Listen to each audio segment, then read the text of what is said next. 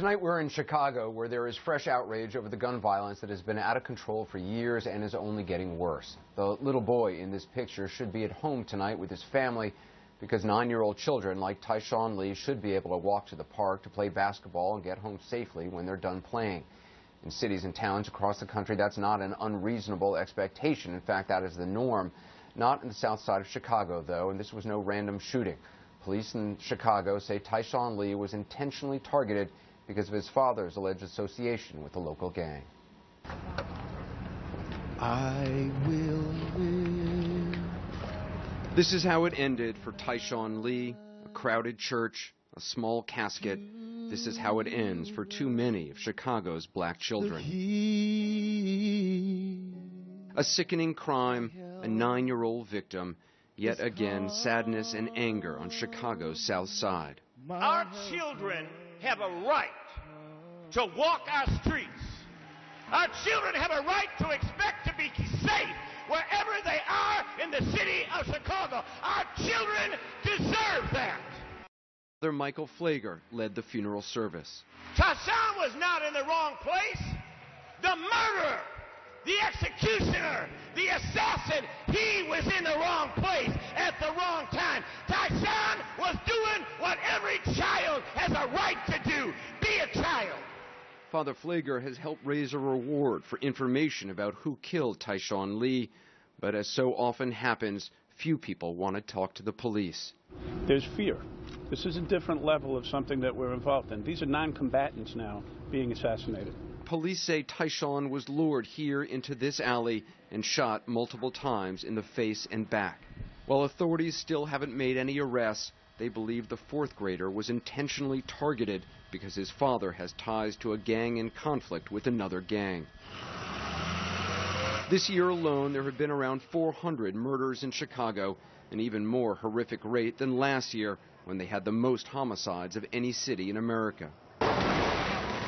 Now, filmmaker Spike Lee hopes to focus attention on the killings. He's directed a new film called Chiraq. Welcome to Chiraq. The title, a term coined by local rappers, is a melding of Chicago and Iraq. Many who live on Chicago's south side say it feels like a war zone. Homicides in Chicago, Illinois have surpassed the death toll of American Special Forces in Iraq. Father Michael Pfleger has been working closely with Spike Lee, and actor John Cusack plays a firebrand priest very much like him. Do you want justice? Today, I sat down with both Spike Lee and Father Pfleger in the same Chicago church where Tyshawn Lee was mourned. The reason why I say that is because You feel like a line has been crossed. Although I wonder how many times have you said that a line has been crossed? No, I've never said it this kind. Children have been shot and killed before. There's no question about it, here and across the.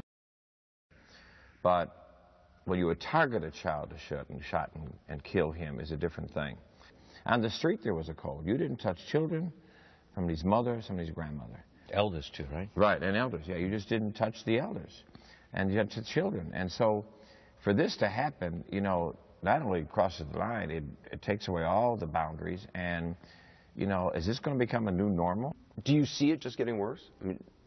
Yeah, I do. Unfortunately, what I see right now is so dangerous to me, because with social media being what it is, there doesn't even have to be truth or evidence to why you're after somebody. Somebody says something on Facebook, and all of a sudden, I'm going to respond to it. Anderson, I did not know about that till I got here, and through Father Pfleger, I met two of his peacekeepers, and they told me that social media is a major element of violence, where people post stuff on Instagram, Twitter, or Facebook, and people respond to it, not by typing out something on their phones, but by bang, bang, bang.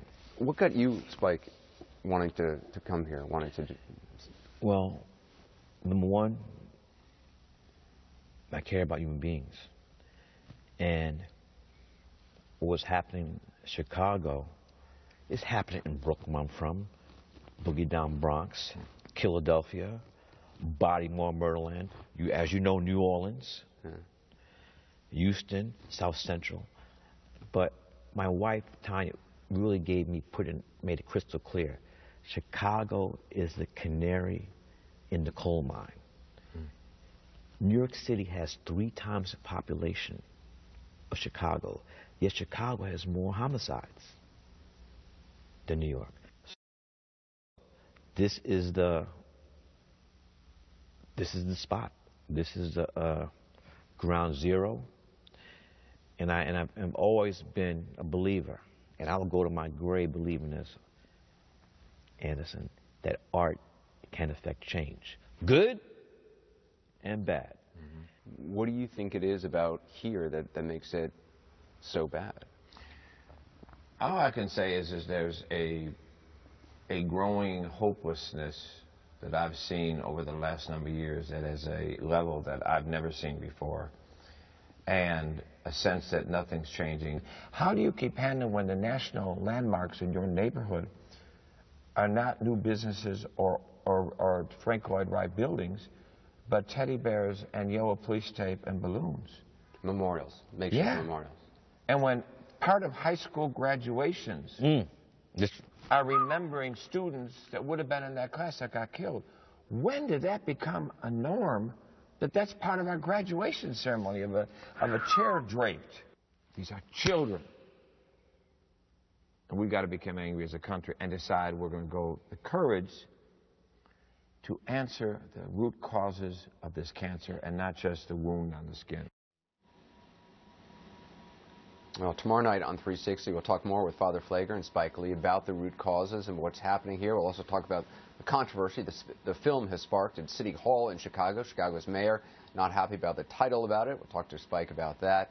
And the next night on 360, we'll talk to mothers who have lost children here in Chicago, and their strength is extraordinary. I hope you tune in for that on Friday night.